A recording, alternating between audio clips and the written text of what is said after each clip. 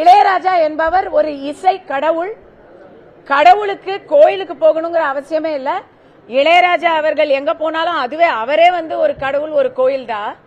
ஆனா அவர் என்னவோ உள்ள விடல, கோயிலுக்குள்ள விடல அப்படிங்கிற மாதிரி ஒரு சர்ச்சை வந்திருக்கிறத வன்மையாக கண்டிக்கிறேன். இப்படிப்பட்ட பிரச்சாரங்களை வச்சு எத்தனை நாளுக்கு தான் ஏமாற்றுவார் இந்த நாட்டிலே? ஏன்னா கருவறைக்குள்ள எந்த ஜாதியுமே போக முடியாது. அது ராஜா சாரா இருந்தாலும் சரி, கஸ்தூரியா இருந்தாலும் சரி, ரங்கா சாரா இருந்தாலும் சரி, யாரா இருந்தாலும் கருவறைக்குள்ள போக முடியாது. இதோ என் கூட இருக்கிறது என்னுடைய தெலுங்கு சொந்தங்கள், தமிழ்நாடு தெலுங்கு மக்கள் இயக்கத்தை சேர்ந்த என்னுடைய சகோதரர் தேவரகொண்டா ராஜு, ப்ரொஃபசர் ஸ்ரீனிவாச ராவ், இதுவும் ஒரு ஸ்ரீனிவாசன், மனோஜ் கருடா, எல்லாரும் இவங்க எல்லாரும் என்னுடைய, நான் இந்த அசோசியேஷன் மெம்பர், தமிழ்நாடு தெலுங்கு மக்கள் இயக்கத்துடைய மெம்பர் நான்.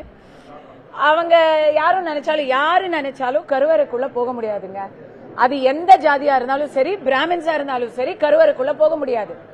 கருவறைக்குள்ள அர்ச்சகர்கள் மட்டும்தான் போக முடியும்.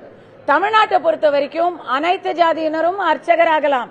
அப்போ அர்ச்சகர்கள் எந்த ஜாதியா இருந்தாலும் போக முடியும். இவ்வளவுதான் மேட்டர்.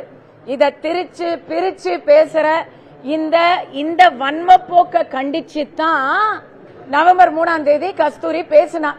அதையே தான் திருப்பியும் பேசுறான்.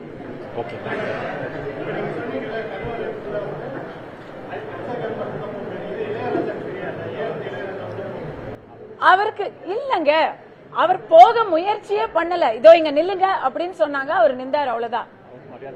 அவருக்கு மரியாதை பண்ணணும், இந்த இடத்துல நில்லுங்கன்னு சொல்றாங்க, அங்க அவர் நிக்கிறாரு. இவ்வளவுதான் நடந்தது.